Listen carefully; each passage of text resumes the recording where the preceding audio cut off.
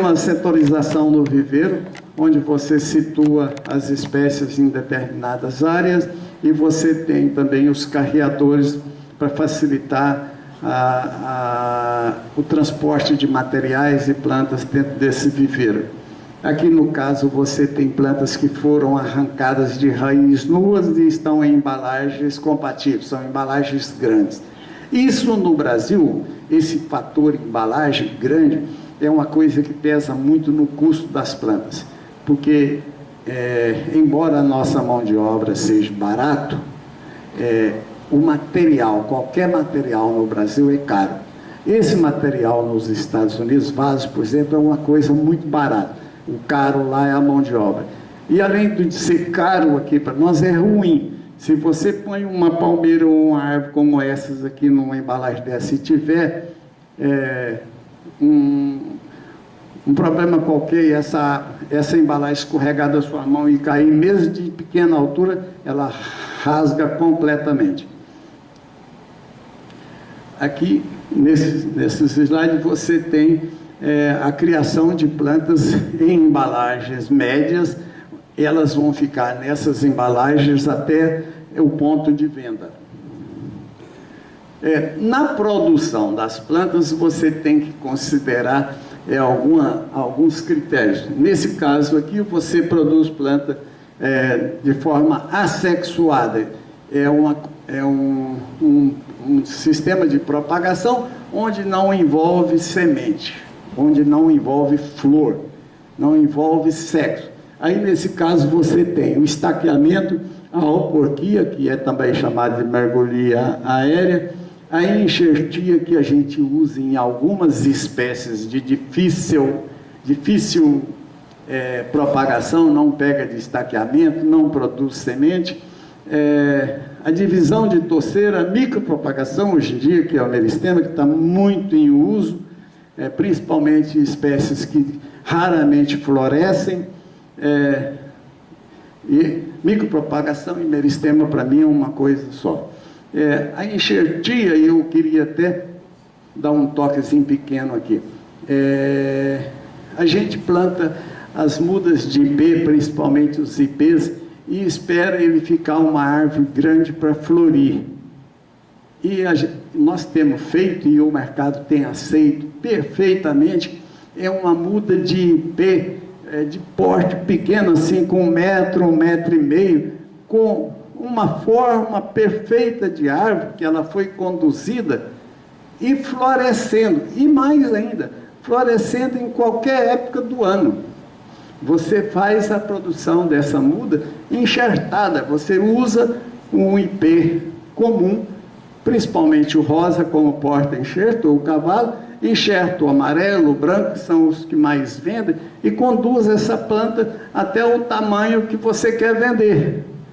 Chegado a esse tamanho, você corta a irrigação dele, você promove o estímulo floral dessa muda, e você vai ter uma planta, às vezes, totalmente cheia de flor, com porte pequeno, uma coisa que é inusitado no nosso meio comercial de plantas. As estacas de mirtilo em brotação, tipos de propagação. Nesse caso aí você tem a alporquia, é uma coisa que usa muito em determinados tipos de árvore, principalmente a mércia. A mércia, eu não sei se vocês conhecem, a mércia nobres é chamada rainha das árvores floríferas, e ela não produz semente. Podemos dizer que ela não produz semente. Eu tenho umas 3 árvores e nunca tive uma semente sequer. Então, é feito essencialmente nesse sistema aqui, que é a alporquia. E mais ainda, ela é preciso que você, para obter um bom resultado, você tenha que ter hormônio de enraizamento. E eu vou dar uma deixa para todo mundo aqui. Essas deixas custam dinheiro. Se você quiser produzir a mércia, você tem que tentar conseguir um exemplar para a matriz de semente, oriundo de semente, um clone novo. Porque os clones velhos que são feitos por alporquia, eles enraizam bem. Só que depois de cortado o alporque e plantado num vaso, ele costuma morrer. Ele brota, cria folhas, daí 3, 4 meses ele costuma morrer. E a muda feita de clone novo, não morre, não acontece isso com ela. Essa é uma deixa que às vezes a gente não ensina sempre. Aí nós temos tipos diferentes de enxertia, não é o caso nosso aqui de ficar discorrendo sobre isso.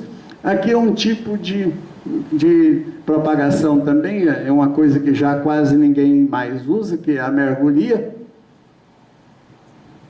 A alporquia também é um tipo de mergulhia. E aqui a divisão de toceiras é feita principalmente com plantas que perfilham muito e com enraizamento fácil. No caso das marantáceas, que quase ninguém faz ela por semente, ou faz via meristema, ou então faz divisão de toceiras. Aqui no caso nós temos micropropagações ou propagação por meristema, que é hoje em dia muito utilizado, principalmente no caso de violeta, no caso de certos antúrios que são bem melhorados, no caso de algumas aráceas, Philodendron xanadu, por exemplo, ele não dá flor praticamente, ele não propaga via semente. Então, ele é feito através de micropropagação ou meristema. Reprodução sexuada. Essa, no caso, envolve uma flor, envolve sexo. E aí, nesse caso, o resultado disso, você vai ter as suas sementes. E, para ter essas sementes, você tem que ter as suas árvores produtoras de sementes, suas matrizes. E você tem que considerar alguns cuidados na obtenção dessas sementes. A coleta, por exemplo. Existem certos tipos de árvores, a brauneia, por exemplo, é a chamada rosa da Venezuela, é uma árvore de flor maravilhosa, então umas bolas vermelhas penduradas na árvore, fantástica. Mas se a semente ficar caída no chão, debaixo da árvore, por uma semana, você já não adianta mais semear. Uma planta que tem um comércio grande hoje em dia, bastante procura, eu não vi nenhuma aqui ainda, é a poliáltia, chamada também de chopala ou árvore mastro. Ela cresce retinha, com diâmetro de 1 metro, 1 metro e pouco, as folhas bem brilhantes. É uma árvore, realmente é um marco. Se a raiz ficar no chão 2 dias, ela já está brocada. Há um coleóptero pequenininho que ataca terrivelmente. É uma nonácea, a raiz a semente deve ter uma quantidade grande de amido, e esses pequenos animais, esses coleópteros, vão em busca mesmo. Então é por isso que a gente fala na coleta, na escolha das sementes. Se você coletou no chão, tem que passar uma revista e depois, inclusive, tratar essas sementes. Tem sementes que é preciso passar por uma escarificação. A semente do flamboyant, por exemplo, tem uma dormência. Normalmente é uma dormência tegumentar. E você tem que tratar essa semente para quebrar essa dormência. Existem diferentes tipos de processos para isso. Quem trabalha com produção de palmeiras, quase todo viverista também trabalha com produção de palmeiras, é preciso levar em consideração o despolpamento dessas sementes. A semente de palmeira, nunca você tem uma semente nua. E é preciso você remover toda aquela camada mole, que é rica em açúcar e que atrai bastante tipos de praga que normalmente broca a semente. Para isso, você deve deixar a semente de molho por uns 2 ou 3 dias e em uma peneira ou numa betoneira onde você coloca brita ou numa máquina de despolpar. É preciso considerar a viabilidade da semente, porque muitas das sementes elas perdem a viabilidade rapidamente. Então você tem que considerar isso. Agora, esse é um item complicado, porque existem sementes que têm viabilidade, às vezes, de mais de um ano, e tem sementes que numa semana já não adianta você semear mais. A poliáltia mesmo, com uma semana e meia, você já perdeu a viabilidade da semente. E é assim também com a maioria das anonáceas. Armazenamento. Essa é uma coisa que colocaram nessa palestra para mim, mas é um negócio que eu acho que a gente tem que evitar o máximo possível. A semente chegou em suas mãos, você tem que imediatamente procurar uma maneira de semeá-la. Bom, aqui agora pulou um pedaço, não tem importância, porque é muita coisa e nós temos que acelerar. Aqui nós vamos começar primeiramente a ver a produção das palmeiras, porque infelizmente eu não sabia exatamente como era os temas e foi colocado primeiro isso. E mesmo também porque eu queria bater nesse tema de se utilizar as palmeiras na arborização de ruas e cidades, no paisagismo das cidades, ao invés de ficar repetitivamente utilizando árvores, você cria um efeito ornamental muito mais bonito, às vezes, se você souber adequar a utilização de árvores e a utilização de palmeiras nas ruas. Todo mundo que vai para Orlando, por exemplo, volta de lá encantado com as palmeiras, principalmente porque o sujeito, antes de passar em Orlando, ele passa primeiro em Miami e vai verificar que tem muito mais palmeira na arborização das ruas e avenidas e praças do que árvore. E uma coisa curiosa, vocês vão ver demais da conta tabebuia caraíba nas avenidas de Miami. É um ipê de cerrado ruim, onde quase nada cresce, ele cresce. É um ipê de folha grande, de casca bem grossa, e quando muito aqui, você vê uma planta com 3 metros de diâmetro de copa. A mesma coisa, as mudas em embalagem pequenas até atingir tamanho para ir para uma embalagem maior ou para o campo. Aqui já numa embalagem um pouco maior, esse acho que é um pote de 8 litros. Nesse tamanho, conforme uma espécie, ela fica até o tamanho de ser vendido, até o tamanho comercial. Em alguns casos, a gente prefere criar a planta até 1 metro, mais ou menos, e levar para o campo, no caso, para vender com 4, 5 metros de altura. Aqui a licoala, uma licoala que a gente chama de ráfia gigante.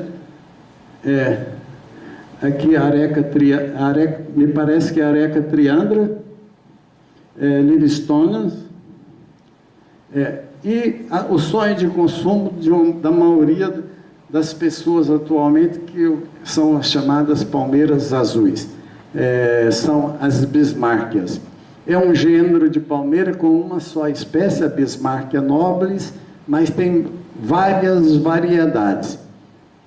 Inclusive, essa que você está vendo aí, não é a chamada True Blue, que é o azul verdadeiro. São incrivelmente bonitas, adapta a qualquer tipo de solos, de porte relativamente grande e de crescimento rápido, e eu creio que, se bem utilizada em avenidas como essas aqui, que são bastante largas, ia criar um efeito paisagístico de deixar muita gente babando. Existem ela verde, copa verde, folhas verdes, existe ela cinza, existem esse tom aí, que é um cinza azulado, e existe, hoje em dia, está na mão ainda de pouquíssimos viveristas, não está ainda, ainda está sendo comercializado apenas entre viveristas, que é o chamado True Blue, azul verdadeiro. Inicialmente, como no caso dessas fotos aí, essa planta era considerada uma planta de difícil arranquio. era preciso fazer um desmame demorado, você fazia um corte de um lado, depois fazia uma outra parte, depois uma outra parte, e aí que você ia proceder o arranquio para fazer o descansamento da palmeira. Então era uma planta difícil de ser cultivada no chão. Por isso vocês viram elas em embalagens grandes, para vender uma planta grande. Hoje em dia a gente arranca ela até com 15 metros de altura facilmente. Aqui palmeiras de tronco vermelho, no caso a laca, que prestaria muito bem para esse ambiente daqui de Palmas. Ela tem o capitel, essa parte do palmito totalmente vermelho, não tolera regiões frias, mas em lugares como esse aqui ficaria maravilhosa. Outros tipos também em embalagens grandes, pronto para comércio. Aqui no caso nós temos um plantio em solo. A muda é conduzida em embalagem pequena, ou embalagem adequada, normalmente 2 litros, 1,5 litro, até o tamanho de ir para o solo. Isso depende de cada espécie. Aí você utiliza o espaçamento entre as ruas e o espaçamento na linha, de acordo com o tamanho da planta que você pretende vender. Ou então você vai ter que utilizar um manejo de viveiro um pouco diferente. Você arranca uma linha e deixa uma linha. E no caso de arrancar uma linha, você arranca uma, deixa uma, arranca uma, deixa uma, depois você leva o resto da linha, deixando uma linha intacta. A linha que fica é para ser vendida grande. No plantio da planta no solo, você tem que considerar essas práticas de agronomia que são comuns em quase qualquer cultura. A única diferença é que no caso de você produzir plantas grandes, você não pode fazer aquela adubação que os agrônomos chamam de adubação econômica. Adubação para uma cultura, por exemplo, de soja. A soja fica no campo 4 meses, o milho 4 meses, então você faz a adubação para aquela cultura ali naquele período. A planta às vezes fica 3, 4 anos no chão. Então é preciso que você faça uma adubação de plantio mais rica, e no caso, quando eu falo adubação de plantio, você tem que considerar principalmente o fósforo e continuamente você fazer ou festa de irrigação ou adubação de cobertura com os adubos adequados. Então, no caso da planta de sol, você considera isso. Nunca esquecendo, principalmente palmeira, do zinco. Principalmente quem planta Fênix robelina. Aqui eu vi muito Fênix robelina por aqui. Aquelas pontas amareladas da Fênix robelina é deficiência de zinco. A palmeira imperial com folhas baixeiras bastante queimada é por causa do zinco.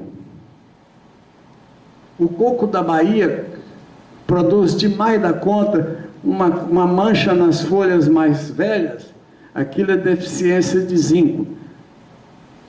Quando faz adubação de coberturas em palmeiras, principalmente em jardins, quem trabalha com a produção de plantas para jardim ou execução de jardins, é preciso considerar em palmeiras a adubação de cobertura. As plantas têm muito problema de deficiência de nitrogênio ou de potássio. A palmeira tem uma fome por potássio impressionante. Se você utilizar só o potássio, você vai criar uma deficiência de nitrogênio fantástica, ela amarela toda. E você fala, não, eu pus potássio demais. Potássio é um sal e você acha que fez a coisa errada. Não é. É porque usou o potássio e não usou o nitrogênio. Existe sempre um balanceamento. É preciso considerar os dois. As curvas de nível, essas práticas são práticas praticamente agronômicas e nós não podemos desprezar. Aqui no caso você tem um viveiro recém-plantado de carpentária cuminata. Quem está hospedado naquele Girassol, Hotel Girassol, entre os dois blocos tem lá algumas carpentárias. Também é um gênero com uma só espécie. Arranca muito bem. Aqui no caso é coco da Bahia. Essa é uma coisa terrível. Produzir muda de coco da Bahia em lugar que tem noites frias é uma fria. No caso aqui, palmeiras de sombra. Esse caso aí, por exemplo, foi utilizado pinanga, elas, deixa eu ver, não, rapis, utilizado sombreamento natural, sombra de árvores, porque isso foi feito em Goiânia. No sul, as rapis são produzidas diretamente no sol. Só que no sul, em Santa Catarina, a umidade do ar é bastante mais alta do que nossa aqui. A gente não consegue produzir rapis comercialmente adequadas se cultivá-las diretamente no sol. Aqui no caso são roystonias, as palmeiras imperiais. Nesse caso aqui especificamente é a Coca-Cola, Roystonia borinquiana. Elas estão agora, esse lote já está quase acabado, nós já vendemos quase todos. Esse é um tamanho que eu considero lucrativamente melhor para a gente vender. Isso tanto é bom para o proprietário do viveiro como para os funcionários. Porque quem compra essas plantas assim, às vezes compra em grandes quantidades, que são às vezes prefeituras, e eles pagam por fora o funcionário para eles desmamar essas plantas, achando que estão fazendo, mas sempre é interessante. Aqui no caso, os tratos culturais, com pulverizações com defensivos. Essa é uma coisa que tem que ser considerado, são os espaçamentos que você vai utilizar. Dependendo do tamanho da espécie que você vai plantar, elas aí sofrem variação. Se você vai vender essa planta, digamos, com 1 metro, você pode utilizar um espaçamento menor. Se vai vender com 4 metros, aí você tem que aumentar o espaçamento ou mudar o manejo. Então, isso é muito complexo, é preciso que a pessoa adquira experiência no trato da produção e aí então fazer a coisa mais adequada. Adubação nas covas, matéria orgânica, fósforo, manganês. Manganês é exatamente como eu falei no início, para evitar fitilitópico. Eu já 2 vezes falei nisso, porque eu vi numa palestra aqui, um palestrante mostrou um slide e deu como deficiência de boro. Foi uma palmeira onde ela abre o capitel e a gema apical sai de lado, ela perde o valor comercial completamente. Inicialmente ela cria um entumecimento no capitel, a parte do palmito, e depois aquilo racha e a brotação, a gema apical sai de lado. Quando sai? Porque normalmente ela fica estrangulada e quando racha está completamente podre e fedendo. Então não é deficiência de boro, é a deficiência de manganês. Aqui já um viveiro de carnaúbeiras. Nós produzimos as carnaúbeiras e temos já carnaúba. Essa carnaúba do Nordeste brasileiro. Temos também a do Pantanal, que é um outro tipo. E temos também as de Cuba. Inclusive tem uma de folha completamente azul. Conhece? As de Cuba? A hóspita é incrivelmente bonita. E eu tenho a hóspita híbrida com a baileana. Então eu tenho uma baileana extremamente azul.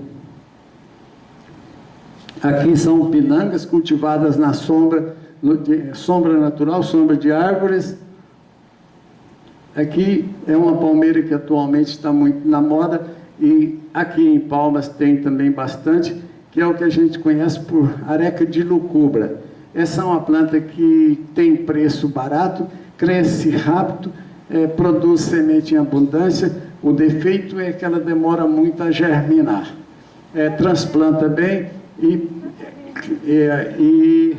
pode ser perfeitamente utilizada, e a gente vê muito utilizando em arborização urbana. Quando eu falo na utilização de palmeiras em arborização urbana, o sujeito normalmente vai me alegar o seguinte: mas ela não produz a sombra adequada. Aí você pergunta ele: por que você não reduz o espaçamento? Ou utiliza uma espécie de copla maior?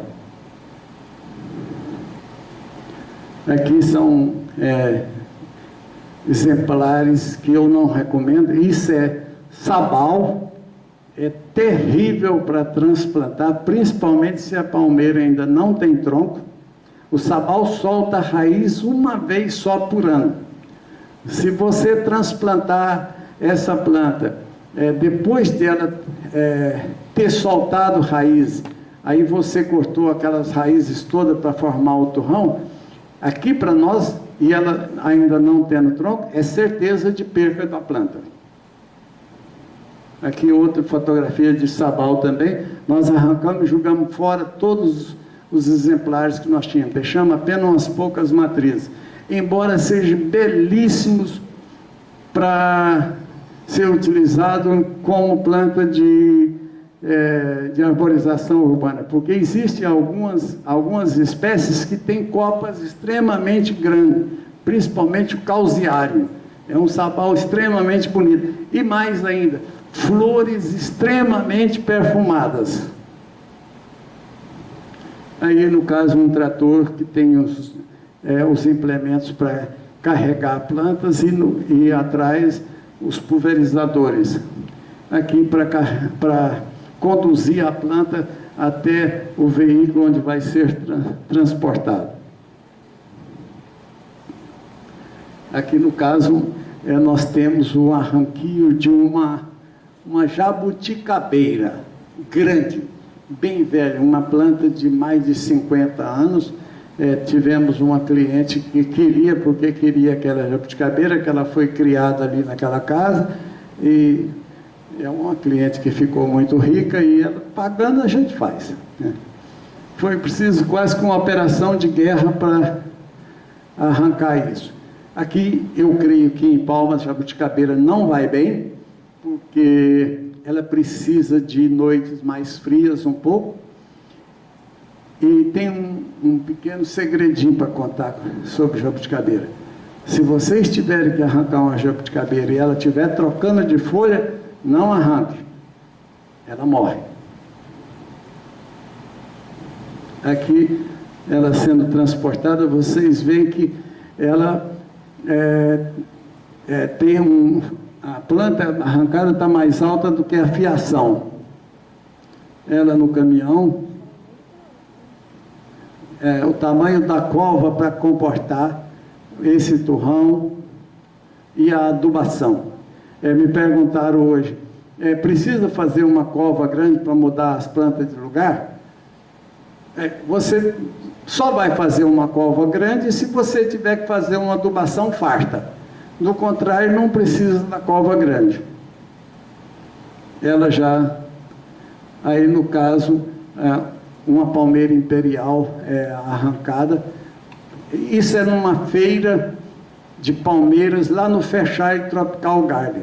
Uma coisa que eu notei é que os americanos, eu sempre falo bem dos trabalhos deles, eles arrancam as plantas com um turrão que para nós aqui é um lixo. É difícil você ver uma planta com um turrão perfeito, bem formado. É aquilo que vocês estão vendo lá. Você pode ver que aquele turrão está todo estragado. Entretanto, depois da planta transplantada, eles têm os tratos necessários e extremamente bem feitos. No caso aqui, ele tem um estainhamento com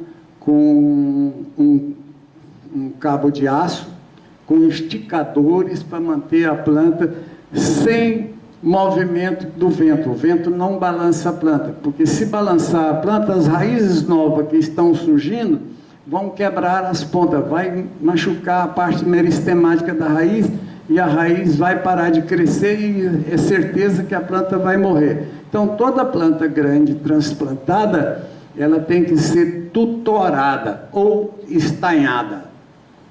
E a gente pode fazer isso como nesse caso aqui, com cabos e esticador, ou ainda com madeira.